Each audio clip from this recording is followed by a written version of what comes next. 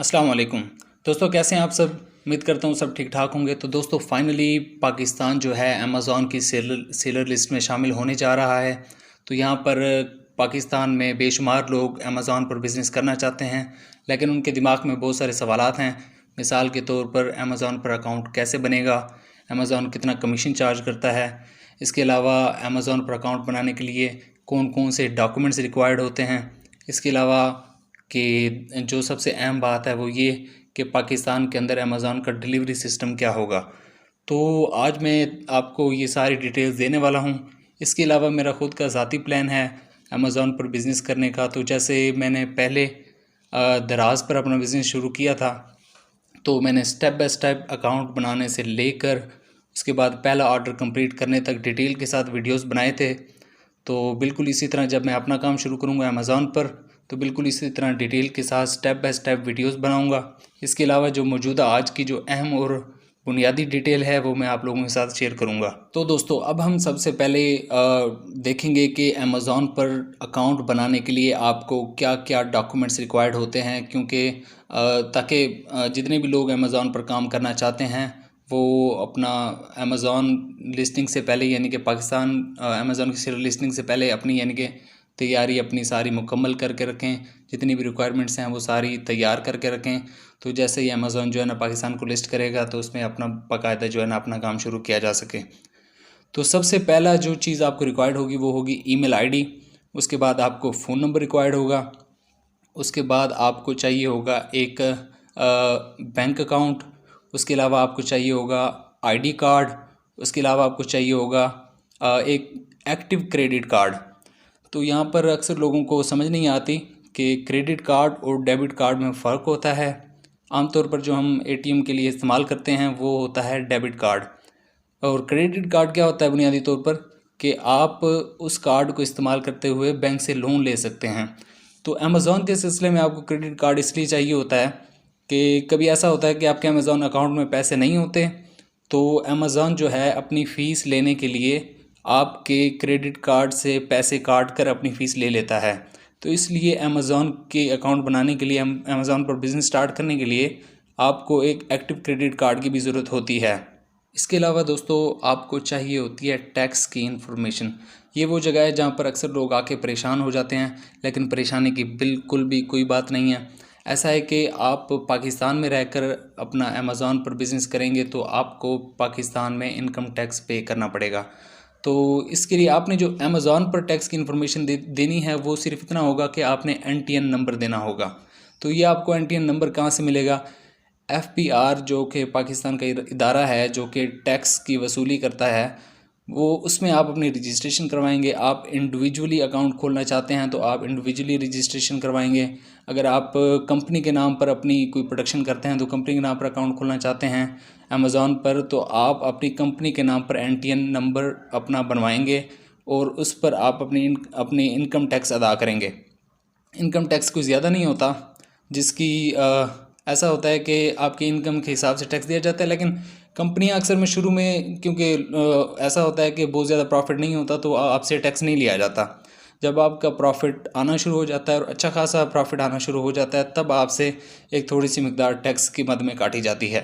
तो इसके अलावा दोस्तों अब हम बात करेंगे कि अमेज़ॉन पर अकाउंट्स कितनी किस्म के होते हैं, और हर एक अकाउंट जो कि मुख्तलिफ होता है इनके फ़ीचर्स भी मुख्तलिफ़ किस्म के होते हैं। मिसाल देता हूँ, बुनियादी तौर पर अमेज़ॉन जो है वो 2 किस्म के सेलर प्लान्स आपको देता है। इन 2 किस्म के सेलर प्लान में 3 किस्म के अकाउंट शामिल होते हैं। जो पहला सेलर प्लान है वो है इंडिविजुअल सेलर प्लान। तो इंडिविजुअल सेलर प्लान में आप इंडिविजुअल एक अकाउंट बनाते हैं जो कि फ़र्द वाहिद के नाम पर बनता है, और इसमें क्या होता है कि इसके 2 मेन फ़ीचर हैं। पहला फ़ीचर तो ये है कि इसकी जो कमीशन फ़ीस होती है जो कि आपने अमेज़ॉन को पे करनी होती है वो ऐसे होती है कि आप हर एक ऑर्डर पे आप $0.99 अमेज़ॉन को पे करते हैं। भले वो आपका ऑर्डर महीने में 1 हो या 1000 हो, या आपकी प्रोडक्ट महंगी हो, सस्ती हो, छोटी हो या बड़ी हो, इससे फ़र्क नहीं पड़ता। आपने हर एक ऑर्डर पर $0.99 जो है अमेज़ॉन को पे करने हैं। उसके अलावा जो इसका दूसरा फ़ीचर होता है वो ये होता है कि आप इसमें अपनी प्रोडक्ट की लिस्टिंग नहीं कर सकते। बल्कि अमेज़ॉन पर मौजूद पहले से मौजूद जो लोग चीज़ें बेच रहे हैं, आपके पास भी वो चीज़ है और आपने वो बेचना चाहते हैं, बिल्कुल वही चीज़ जो कि दूसरे लोग भी बेच रहे हैं, आप भी वो बेचना चाहते हैं, तो आप क्या करते हैं कि उनकी लिस्टिंग को आप अपने अकाउंट के साथ अटैच कर लेते हैं। यानी कि आप कहते हैं कि मैं भी ये चीज़ बेच रहा हूँ, मुझसे भी लें। तो इसमें आप अपनी अलग से लिस्टिंग नहीं कर सकते, अपने फ़ोटोज़ और वीडियोज़ अपलोड नहीं कर सकते, अपने अलग से प्रोडक्ट अपलोड नहीं कर सकते। तो दोस्तों अब हम बात करेंगे कि अमेज़ॉन के दूसरे सेलर प्लान के बारे में। दूसरे सेलर प्लान को कहते हैं प्रोफेशनल सेलर प्लान। तो प्रोफेशनल सेलर प्लान में बुनियादी तौर पर दो किस्म के अकाउंट होते हैं। एक होता है प्रोफेशनल इंडिविजुअल अकाउंट और दूसरा होता है प्रोफेशनल बिजनेस अकाउंट। तो जो प्रोफेशनल इंडिविजुअल अकाउंट है वो उसके फीचर्स कुछ इस तरह से हैं कि वो फ़र्द वाहिद के नाम होता है। उसके बाद इसमें जो अपना कमीशन स्ट्रक्चर है जो कि आपने अमेज़ॉन को फ़ीस अदा करनी होती है, वो कुछ इस तरह से है कि इसमें $39.99 आपने पर मंथ अमेज़ॉन को पे करने होते हैं, भले आपके ऑर्डर आएँ या ना आएँ, 1 आए या 1000 आएँ। आपने ये फ़िक्स अमाउंट पर मंथ आपने अमेज़ॉन को पे करनी होती है। उसके अलावा इसमें आप अपनी प्रोडक्ट्स भी लिस्ट कर सकते हैं, फ़ोटोज़ और वीडियोज़ भी अपलोड कर सकते हैं। उसके बाद जो तीसरा अकाउंट है, यानी कि जो इसका दूसरे सेलर प्लान का दूसरी किस्म का अकाउंट है, जिसे कहते हैं प्रोफेशनल बिजनेस अकाउंट। उसमें ऐसा होता है कि ये आपकी कंपनी के नाम पर बनता है। अगर किसी बंदे की कोई कंपनी है या वो कोई सर्विसेज देता है या वो कोई प्रोडक्ट मैन्युफैक्चर करता है और वो बेचना चाहता है, तो वो ये अकाउंट अपनी कंपनी के नाम पर बनवाएगा। तो इस अकाउंट को बनवाने के लिए आपको एडिशनल जो है वो कुछ बिज़नेस डॉक्यूमेंट्स भी ज़रूरत होते हैं। उसके अलावा इसमें फ़ीचर्स वही जो इंडिविजुअल प्लान के होते हैं, दूसरे सेलर प्लान के इंडिविजुअल अकाउंट जो होता है उसके भी फीचर्स हैं कि आप इसमें अपनी प्रोडक्ट्स भी अपलोड कर सकते हैं, अपनी फ़ोटोज़ और वीडियोज़ भी डाल सकते हैं। उसके अलावा इसमें एक तीसरी चीज़ होती है, वो ये होती है कि आप अपना ट्रेडमार्क रजिस्टर करवा कर आप अपनी ब्रांड भी वहाँ पर बना सकते हैं और अपनी ब्रांड के अंडर आप प्रोडक्ट सेल कर सकते हैं। तो उसके अलावा दोस्तों यहाँ पर एक अहम बात जो मैं आपको बताना चाहता हूँ वो ये है कि आप जब ग्लोबली सेल करते हैं कोई चीज़, तो मिसाल के तौर पर आपने अमेरिका में कोई अपनी प्रोडक्ट सेल करनी है, तो वहाँ पर जो अमेरिकन अमेज़ॉन की वेबसाइट है वहाँ पर अलग से अकाउंट बनाना पड़ेगा।